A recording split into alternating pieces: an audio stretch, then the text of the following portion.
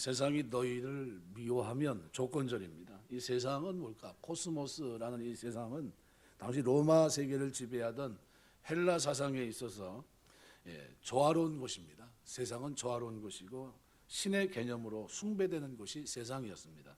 그런데 예수님의 가르침은 정반대입니다. 그래서 오늘 본문에 세상은 너희를 미워한다. 세상에 대해서 예수님의 가르침은 반대로 결국 이것으로 인해서 파멸되고 죄로 인해서 무너지고 타락한 그곳이 어디입니까? 세상이에요. 그래서 헬라 문화에서 보는 세상과 기독교에서 보는 세상은 다릅니다. 그래서 그런 관점에서 오늘 본문을 보시면 세상이 너희를 미워하면 에이미세이라는 이 말은요 불변사입니다. 그래서 현재 직설과 함께 쓰여서 명백한 사실을 조건으로 나타냅니다. 핍박하게 된다는 거예요. 그래서 세상이 너희를 미워하는데 아주 이 미세이라는 이 헬라 말이요 히브리어 영어로 어떤 단어냐면 샤네라는 단어예요. 샤네라는 말은 증오하는 거예요. 증오. 아주 싫어하는 거예요. 아주 치를 떠는 듯이 싫어하는 게 증오입니다. 그러니까 미워하는데 미워해서 박해한다는 뜻입니다. 그러니까 이 동사는 원수로 여긴다는 의미를 함축한 그런 표현이에요. 그러니까 오늘 본문의 18절에 세상이 너희를 증오한다는 거예요. 아주 치를 떨면서 싫어한다는 겁니다. 그 이유를 조건절로 얘기하면서 세상이 너희를 미워하면 그죠? 그 18절에 그렇게 말합니다. 너희보다 먼저 나를 미워한 줄 알라. 예수님 때문에 우리를 미워하는 겁니다. 그래서 그런 관점으로 오늘 또 19절을 보시면은 19절에도 이렇게 표현합니다. 너희가 세상에 속한 자가 아니라. 그러니까 오늘 19절 상반절에 보면 너희가 세상에 속하였으면 세상이 자기의 것을 살아갈 것이나 너희는 세상에 속한 자가 아니다라는 거예요. 세상에 속한 자가 아니라 하나님이 택하여 세워서 하늘에 속한 자가 된 겁니다. 그러니까 성도는 세상이 성도들에 대해서 적이적인 감정을 가질 수밖에 없는 이유입니다. 이 본문의 19절에 보시면요 전치사 에크가 쓰였는데요. 에이미 동사를 기본으로 취하는 에스테라는 헬라말하고 같이 쓰였습니다. 이것은 뭐뭐에게 속하다는 소속의 의미를 전달합니다. 그래서 에스테, 에이미 이 단어와 관계되어 있기 때문에 이것은 계속됨을 나타내는 현재형입니다. 그러니까 예수와 연합한 제자들이 비록 이 세상에 살고 있지만 항상 세상에 속해 있지 않다는 거예요. 우리가 그리스도 안에 거하는 한 우리는 세상의 지배를 받는 일이 없다는 거예요. 세상이 아무리 호화롭고 화려해도 우리는 세상에 속해 있지 않다는 겁니다. 하늘에 속해 있다는 겁니다. 너희 시민권은 하늘에 있는지라 하늘에 있다는 거예요. 그래서 하반절에서 그래서 뭐라고 표현합니까? 오히려 19절에서는 이렇게 표현합니다. 도리어 내가 너희를 세상에서 택하였기 때문에 도리어 세상에서 나의 택함을 입은 자다라는 거예요. 지극하면 그러나 나는 너희들을 세상 밖으로 선택했다라는 거예요. 하나님이 우리를 어떻게 선택하시고 따로 택하여 세우신 겁니다. 한글 개역 성경은 이 본문의 주어를 본절 전체인 주어 너희와 연결시켰는데 그런데 원문으로 보면은 이 주어는 나입니다. 나. 이거 누구냐면 예수님입니다. 그러니까 본문을 생략해도 상관없는 에고라는 이 1인칭 단수 주격 대명사를 쓰고 있거든요. 예수님 자신을 강조하는 거예요. 내가 어떻게 해요? 나는 내가 너희를 선택했다는 겁니다. 한글 개역 성경의 번역은 너희로 보는데 너희가 아니라 예수님으로 보는 게 맞습니다. 그래서 제자들과 성도들이 세상에 속한 자가 아닌 이유는 예수님 자신이 선택했기 때문이에요. 예수님 자신이. 이것을 강조하기 위해서 본문의 주어는 나로 해야 됩니다. 우리가 주님을 택한 게 아니라 주님이 우리를 택해서 세상에서 어떻게 해요? 우리가 속하지 않았기 때문에 세상에서 미움을 받습니다. 우리가 유념해야 되는 또 다른 표현이 오늘 본문에 또 들어있는데 그 단어가 뭐냐면 세상에서라는 거예요. 세상에서. 에코트 코스모라는 단어인데 이게 본절에서 3번이나 쓰입니다. 19절에서. 앞에 2번에서는 2번의 의미와 뒤에 이 의미가 다릅니다. 2번의 의미와 본문에서의 이 의미는 약간 차이가 있습니다. 그래서 앞에 2번의 이 에크는 소속의 의미예요. 네, 소속의. 이건 오늘 본문은 분리의 의미입니다. 분리. 소속 그다음에 분리. 그러니까 킹 제임스 버전도 그래서 앞에 있는 이 에크는 영어로 업이라는 단어로 번역하고 있고요. 본문은 out of로 바꿔놨습니다. out of. 그러니까 다르다는 거죠. 그러니까 앞에 사용된 에크는 본문에서 마찬가지로 내면적으로 분리를 암시하기 위해서 사용된 겁니다. 그러니까 예수님에게 소속됨을 나타내는 표면적 의미와 달리 내면적으로는 분리의 의미가 더 강한 에크라는 전치사를 의도적으로 중복 사용하면서 성도는 이 세상에서 마땅히 분리되어야 진짜 성도라는 거예요. 우리가 살아가면서 세상 가운데서 분리되는 여러분 되시길 주의 이름으로 축원합니다. 하나님이 세상 가운데서 분리해서 여러분을 택하여 세우신 거예요. 하나님의 자녀로. 오늘 낮 시간에 설교로 만일 이어서 생각한다면 하나님이 택해서 뭐 하려고 우리 택하셨습니까? 우리의 정체성은 뭐예요? 기도하면서 하나님의 나라를 확장하기 위해서 우리를 택하신 거예요. 그걸 위해서 어떻게 해요? 깨어있게 하시고 거기에 상급이 있고요. 그걸 위해서 어떻게 합니까? 하나님께서 동역자로 세워주셨고요. 그 일을 위해서 원대한 꿈을 갖게 하시면서 그 다음에 어떻게 해요? 우리의 잘못된 부분들을 고치게 하십니다. 제일 많이 고쳐야 될 게 뭡니까?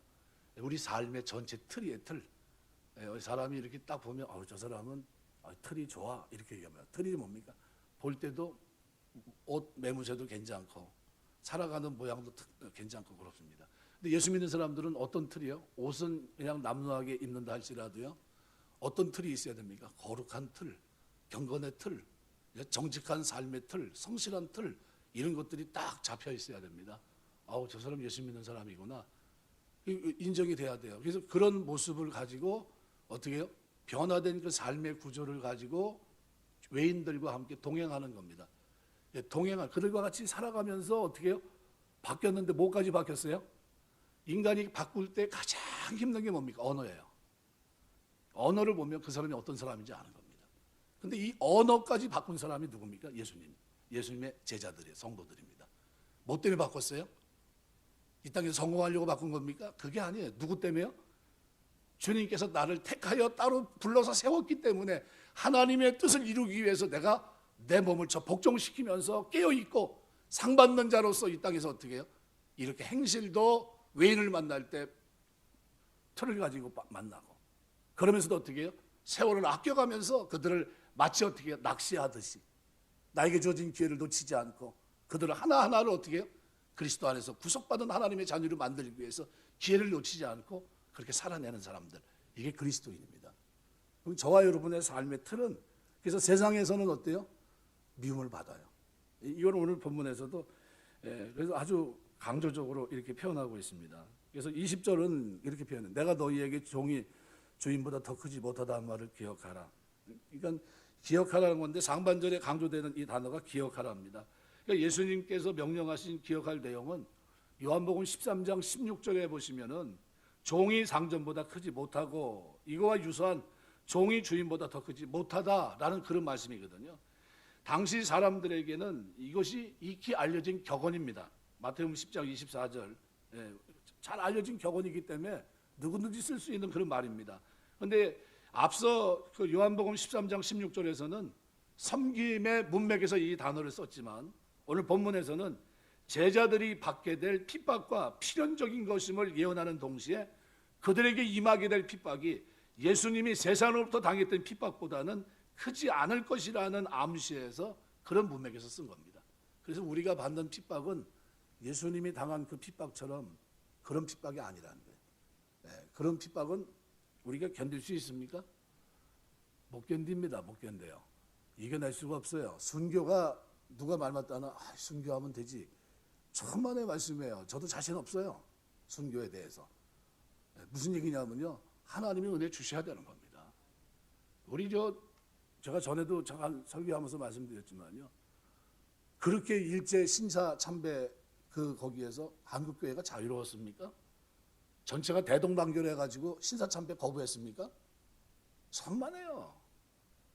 걔네들 그 우상을 섬기는 일본 사신 우상을 섬기는 그걸 위해서 신학교를 만든 거기에 입학을 한 겁니다. 그리고 그 순수에 왜요? 천황 걔네들이 말하는 천황을 숭배하는 숭배 의식이 들어가 있었어요. 예배. 그걸 위해서요. 따로 부르는 곡들이 따로 있었고요. 전투적인 곡들은 다 빼버리고 이렇게 살았던 게 우리 1920년대 30년대 우리나라 통일되기 전까지 우리 자유가 오기 전까지의 그 생활이 그런 생활이었습니다. 그러니까 거기서 진짜 목숨 걸고 진짜 신앙에 자기 생명을 걸고 끝까지 사수한 사람 몇 명이나 됩니까? 20명 됩니까? 안 돼요. 그럼 다 어떻게 했습니까? 다 배도한 겁니다. 다. 그런 역사적인 아픔을 안고 있기 때문에 우리 총회가요 모일 때마다 회개하는 겁니다. 다시는 그런 전철을 되풀이하지 않도록 과거의 역사를 우리가 잊지 않고 하나님 앞에 어떻게 바르게 살도록. 그러니까 세상으로부터요 자꾸 미움을 받는 게 정상이지 세상으로부터 인정받는 기독교가 되면요 문제가 많습니다. 정부가 원하는 대로 기독교가 되면요 문제가 많아요. 하나님이 원하는 기독교가 돼야 됩니다. 하나님이 원하는. 그래서 여기 그런 문맥에 쓰였고 하반절은 그래서 내 말을 지켰은즉 너희 말도 지킬 것이라. 이 말씀을 통해서 세상으로부터의 핍박 이것만 받게 될 것이 아니라 당시에도 예수님 말씀을 수용하는 사람이 있었던 것과 마찬가지로 제자들이 복음 전파를 할 때 성공적으로 이루어지는 것을 또 생각할 수 있게 하셨습니다. 그래서 이 18절에서 21절까지 이 문맥은 제자들을 향한 세상의 핍박이 필연적이다. 이런 필연성을 예고한 겁니다. 이것은 본절에서는 보다 강조하는 것은 제자들과 예수님과 동일한 핍박을 받게 될 것이라는 것을 여기 설명하고 있는데 그래서 오늘 본문은 기억하라 이걸로 시작하는 본절의 말씀은 바로 예수 자신의 세상을 떠난 후 핍박을 받더라도 절망하지 말고 두려워하지 말라 이런 권고입니다. 그럼 우리가 이 시대를 살면서 우리가 예수를 믿으면서요 기억해야 됩니다. 뭘 기억해야 되냐면요 예수님께서 너희가 핍박을 받고 세상에게 미움을 받을 거다. 그렇지만 낙심하지 말아라. 너희 핍박은 내가 받는 것 같이 심한 핍박은 아니고 그거보다 좀 낮은 핍박이다. 그런데 그 낮은 핍박인데도 우리가 견뎌냅니까? 견딘 사람 몇 명이나 있습니까? 별로 없잖아요. 그러니까 우리가 기도하면서요 우리가 신앙생활하면서 진짜 하나님 내가 늘 깨어 있어야 되는 거죠. 이 선택은 언제부터 선택이 됩니까? 내가 예수 믿고 구원받은 은혜 속에서 살면서 이미 나는 어떻게 살 거다라는 이 삶의 구조가 나에게 있어야 되는 겁니다. 이게 흔들림 없어야 나중에 어떤 문제가 있을 때도 그냥 그 문제 속에서 내가 신앙을 지키죠. 그래서 신앙생활은요 뜻을 정하고 살아야 됩니다. 다니엘이 나라가 망하고 포로가 되고 그렇게 살아가는데도 말씀대로 살려고 하는 뜻을 정하고 산 것처럼 일평생 우리가 하나님 앞에서 뜻을 정하고 믿음 지키며 사는 여러분 되시길 주의 이름으로 축원합니다. 우리가 다른 곳에 가면은 여행을 가보면요 여행지에 사람들이 있는데 그걸 보통 뭐라고 합니까? 기득권이 있습니다. 사람들이 먼저 살고 있는 사람들은 권리를 가지고 있고 이사 온 사람들에게 권리를 줍니까 안 줍니까? 권리를 안 줘요. 여러분 우리나라에서 지금 살고 있는데 외국인들이 와서 국민들이 받는 어떤 보험이라든가 그죠? 의료보험 혜택을 보면 여러분 기분 좋아요 안 좋아요? 안 좋은 게 정답이에요. 다 싫어합니다. 아유 저거 왜 저 사람들에게 주지? 이렇게 생각합니다. 그러니까 권리예요. 권리를 잘 안 주려고 그래요. 그러니까 자신의 권리를 지키기 위해 이방인들을 핍박하고 자신의 권리를 나눠주려고 하지 않습니다. 외국인이나 나그네는 억울한 일 당해도 권리를 주장할 수 없는 경우가 많습니다. 그러니까 오늘 본문에서 예수님께서 제자들에게 하신 말씀이 그러니까 세상에 살면서 결국 이 세상에 잘 적응하지 못하고 외국인이나 나그네 같은 대접을 받게 될 거다 그런 얘기입니다. 그러니까 예수님께서 제자들에게 너희가 세상에 속한 자들이 아니기 때문에 세상이 너희를 미워할 거다라는 거예요. 그러니까 예수님께서 제자들에게 이런 말씀하신 이유가 뭡니까? 결국 예수를 믿는 사람에게는 세상에서 분명히 어떤 한계선이 있다는 것을 가르쳐 주는 겁니다. 세상에 완전히 적응할 수 없다는 겁니다. 이유는 신앙이 믿음이 가지고 있는 가치관과 세상의 가치관이 근본적으로 다르기 때문입니다.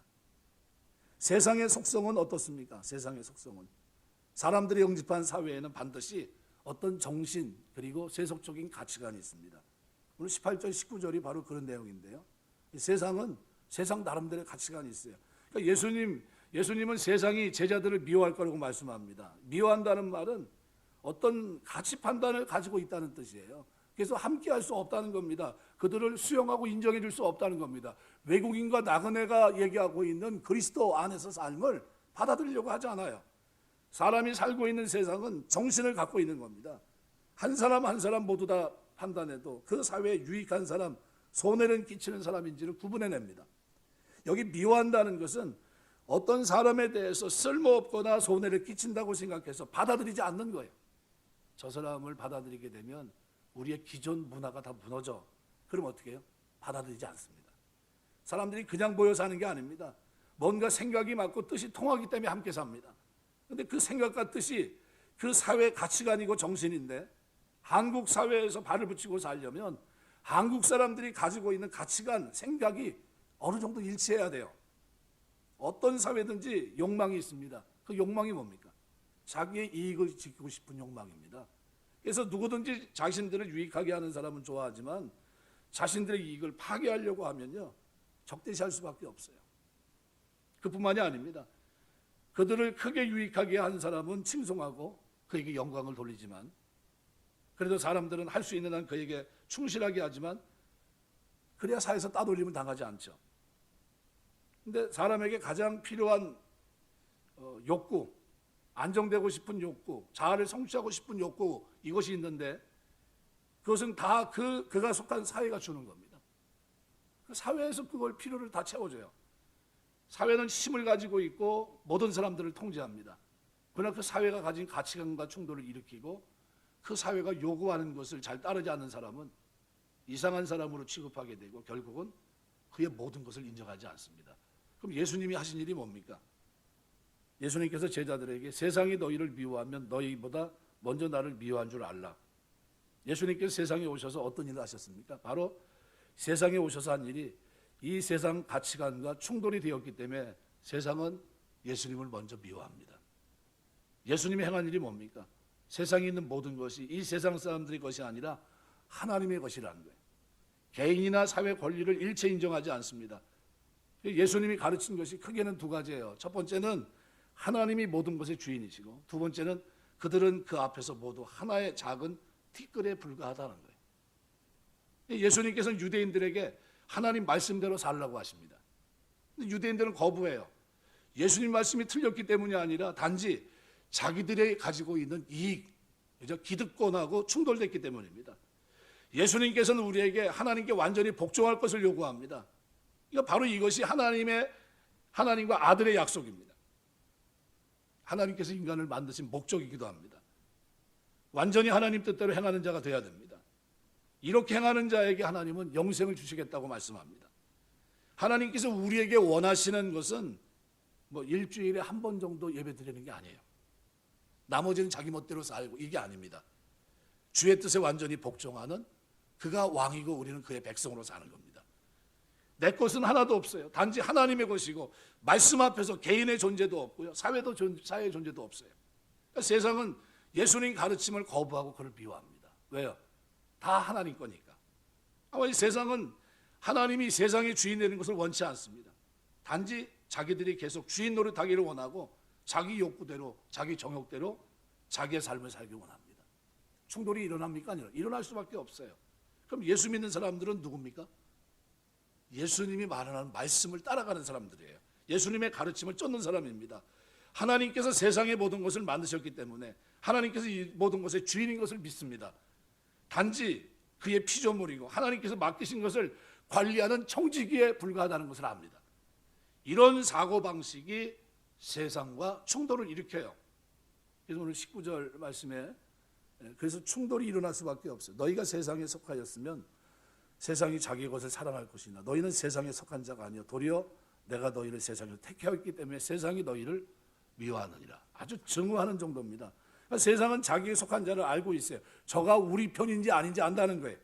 세상에 속한 자는 그 세상을 위해 최선을 다하고 또 그 안에서 기쁨의 대가를 받기 때문입니다. 세상은 자기들을 위해 그만큼 일한 사람을 알아줍니다. 사랑한다는 말은 그만큼 인정해주고 그만한 지위를 보장해준다는 뜻입니다. 근데 세상 사람들은 그리스도인들을 사랑하지 않고 그만한 지위를 주려고도 인정하려고도 하지 않습니다. 왜냐하면 그들은 생각하는 것이 다르기 때문이에요. 세상에 속했는지 세상에 속하지 않았는지 이것은 결국 그 사람의 정신, 가치관에 의해서 결정됩니다. 세상에 속한 사람은 세상 자체가 목적이에요. 세상에서 잘된 그 최상의 그 목적이고요. 세상에 속한 자로 그것은 만족입니다. 세상은 그런 사람 알아줘요. 세상이 다인 줄 알고 사는 사람들.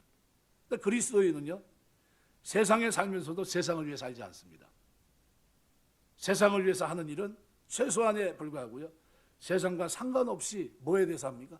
하나님의 일에 대해서 삽니다. 굳이 세상에서 인정받으려고 하질 않아요. 그런 사람을 왜 세상이 알아주려고 합니까? 알아주지 않겠죠.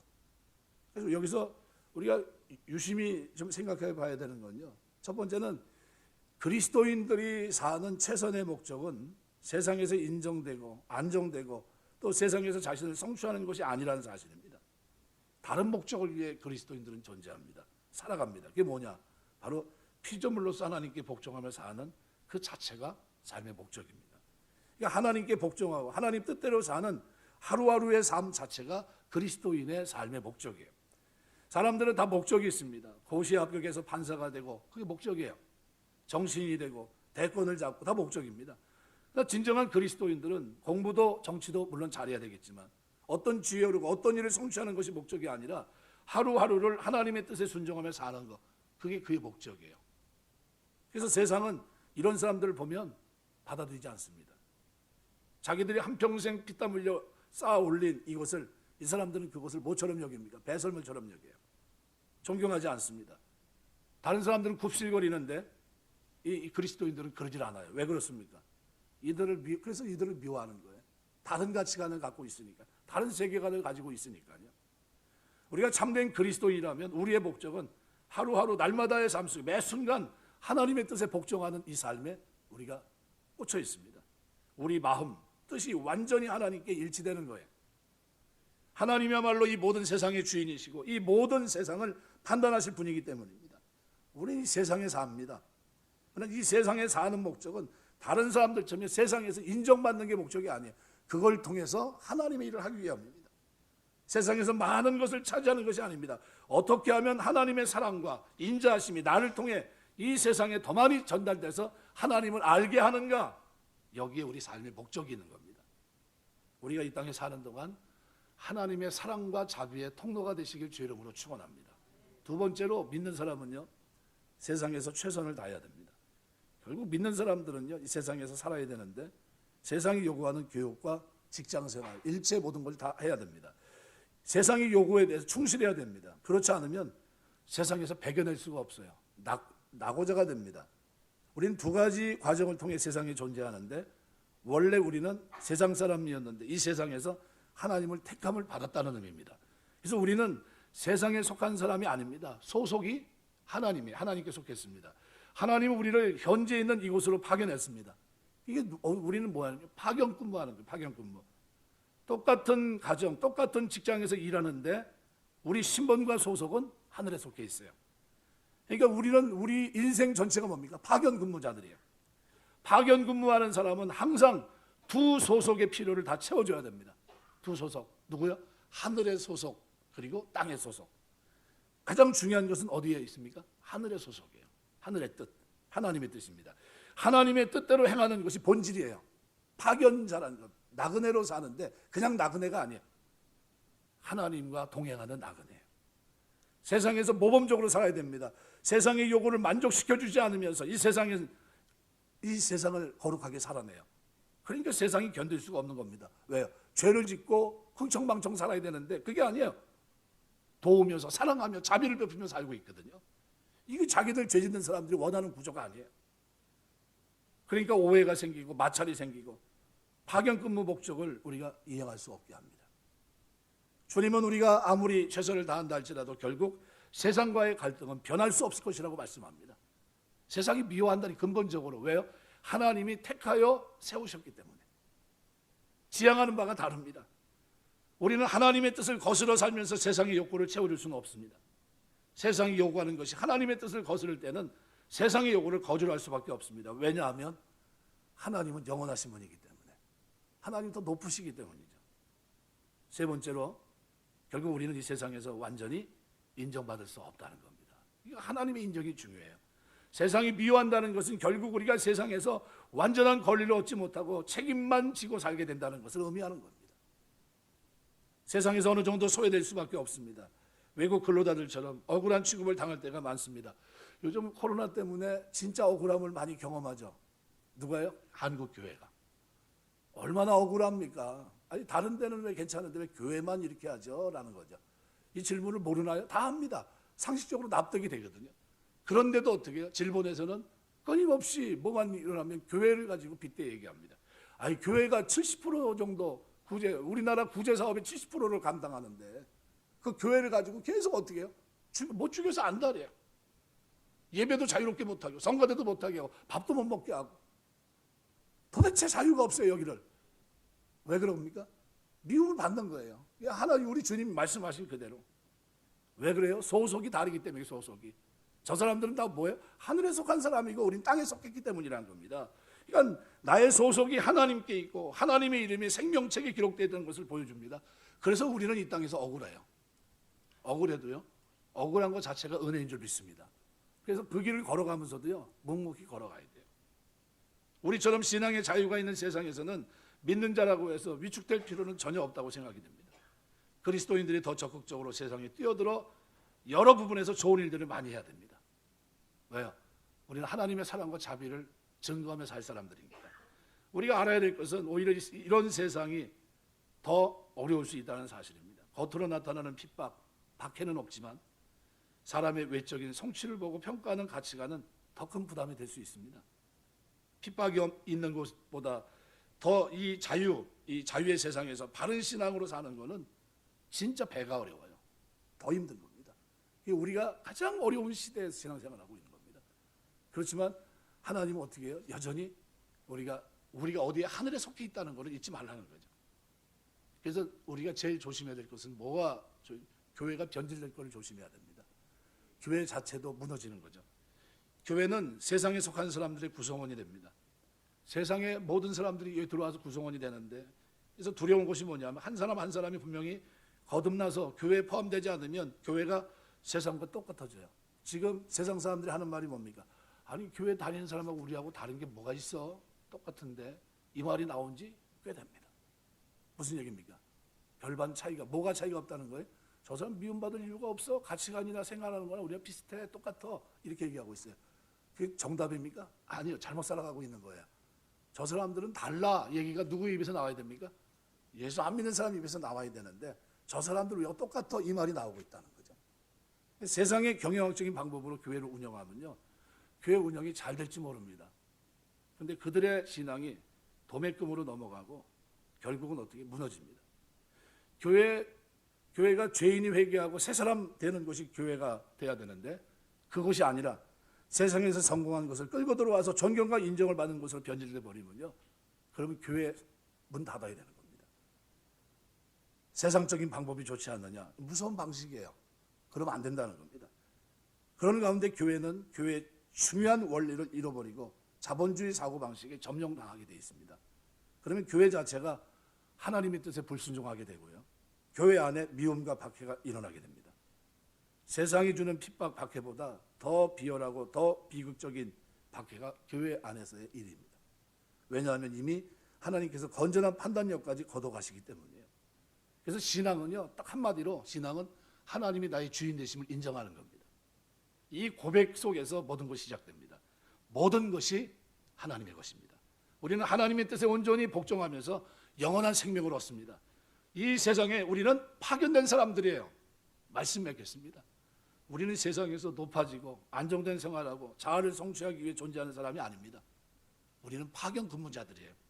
하나님의 은혜와 사랑을 전달하는 통로로 사용되기 위해서 하나님이 택하여 세운 종들이에요. 그 땅에서 살아내면서 우리는 두 가지 일을 해야 되는 겁니다. 두 가지 일. 더 많은 사람들이 하나님의 은혜를 받도록 하기 위해서 그들 모두와 우리는 잘 지낼 필요가 있습니다. 할 수 있는 대로 세상의 요구를 들어줘야 하고 세상에서도 가치 있는 사람이 돼야 됩니다. 뭐까지요? 입법하는 과정에도 예수 믿는 사람이 그래서 있어야 된다는 거예요. 우리는 이 세상에 어떻게 사는 것이 바른 삶인지 보여줄 책임을 우리가 지고 있는 겁니다. 그럼에도 불구하고 우리는 이 세상에 환영받지 못해요. 왜요? 거룩하고 경건하게 정결하게 살기 때문입니다. 죄 가운데 살아야 되는데, 여러분 한번 집중 한번 물어보세요. 100억 주면 어떻게 할 겁니까? 물어보세요. 그 예수 믿는 사람, 안 믿는 사람은 딱 구분됩니다. 100억 주면 어떻게 할 거야? 그러면 대번에 여자분은 뭐라 그러냐? 남편 갈아치고 남자는 뭐라는 거예요? 여자 갈아치고. 일이에요, 일이. 그러니까 돈 없는 게 복이에요. 돈 있으면 어떻게 갈아치는 거예요, 갈아치는 거예요. 아니 큰일 납니다. 두 번째 뭐예요? 집 하나 사고. 세 번째 뭐예요? 방탕해요. 술 마시고 방탕. 그게 뭐예요? 세상 사람들 구조예요. 그들이 성공하면 뭐 할 거냐 그거 한다는 거예요. 그거 하는 것 지금 보여주잖아요. 정치하는 사람들이. 뭐 합니까? 예, 맨날 그런 거 보여주잖아요. 근데 예수 믿는 사람들이 그 정점에 올라서서 어떻게 사는 걸 보여줘야 됩니까? 거룩하게 사는 걸 보여줘야 되는 거예요. 나는 한국교회의 가장 큰 아픔이 뭐냐면요. 예수 믿는 분명히 장로님들도 계시고 집사님도 거기 국회에 있는데 왜 그분들이 본을 보이지 못하냐는 거예요. 돈 받는 자리에 왜 가서 같이 주워 먹고 있냔 말이야. 거기서 어떻게 해요? 선을 딱 벗어야 되는 거예요. 나 하나님 섬기는 사람이라고 자기들끼리 모여서요. 여야 이게 딱 떠나가지고요. 신우회 예배 드려요. 신우회 예배만 드린 줄 아세요? 청와대 앞에서 축구도 같이 해요. 축구도. 그래놓고서 법 저기 할 때는요. 딴짓 다 하고 있어요. 하나님 앞에 잘못 사는 거예요. 그러면 안 되는 겁니다. 여야가 그게 중요한 게 아니라 뭐가 중요합니까? 하나님의 백성으로 하나님이 나를 어디 국회의원으로 세웠으면 파견 근무자로 내가 여기 세워져 있다 생각하고요. 뭐 어느 당에 속했기 때문에 이렇게 하는 게 아니라 나는 하나님 당에 속해 있기 때문에 하나님이 나를 택하여 세웠기 때문에 나는 사명감을 가지고 저들에게 미움을 받아도 옳은 말을 해야 된다. 바르게 해야 된다. 정직하게 살아야 된다. 거룩하게 살아야 된다. 이 소신을 가지고요. 뜻을 정하고 그 땅에서 같이 한 무리가 돼서 섬겼어야 되는 겁니다. 그게 아쉬워요. 그게 아쉬워. 이 세상에서 어떻게 사는 것이 바른 삶인지를 보여줄 책임이 우리에게 있다는 거예요. 그럼에도 불구하고 우리는 이 세상에 환영받지 못합니다. 이유는 우리의 모든 것이 하늘에 있기 때문입니다. 하나님께 온전한 영광을 돌려드리고 하나님께 인정받기 위해 우리는 최선을 다해야 됩니다. 그러나 반드시 하나님께서 높이실 그날이 있습니다. 그러나 영원한 영광을 우리에게 옷 입혀주는 그날까지 우리는 그때가 오기 전까지 우리는 날마다 무려 파견 근무자라는 사실을 잊지 마세요. 나는 이 땅에 파견 근무자로 하루하루를 살아낸다. 성공해야 되고 형통해서 모든 걸 가져야 되지만 이것이 내 목적이 아니라 어떻게 하나님의 뜻을 이루며 사랑과 자비를 증거하며 복의 통로가 돼서 쓰임받는 그 일에 정직과 거리와 공의 이것을 바로 세우는 그 일에 내가 쓰임받기 위해서 나는 이 땅을 살아낸다. 이 중심을 가지고 살아내야 됩니다. 그런 정치인들, 그런 교육자들, 그런 사람들을 우리가 읽어내야 돼요. 늦었지만요. 그래도 해야 됩니다. 포기할 만한 그런 때죠. 그래도 포기하지 말아야 됩니다. 우리가 하나님의 백성으로 살아가고 있다는 이 엄숙한 사실 앞에요. 여러분 기도할 때마다 하나님 내가 언젠가 주님 앞에 서는 게 아니라 파견 근무자로 지금 파견된 이런 상태로 지금 나그네로 살고 있는데 미움받더라도 거의 소외감 갖지 않도록 도와주시고 주님이 당하신 그 미움 정도는 아니라고 마셨으니까 그래도 주님 때문에 당하는 믿음 이거 감사하면서 내가 이 땅에서 하나님 나에게 기대했던 삶을 내가 살아낼 수 있도록 나에게 믿음을 주시고 확신을 주시고 살아가는 중에 성령께서 나 도와달라고 기도하시면서 묵묵히 그 일에 쓰임받는 저와 여러분 다 되시길 주의 이름으로 축원합니다. 기도하겠습니다.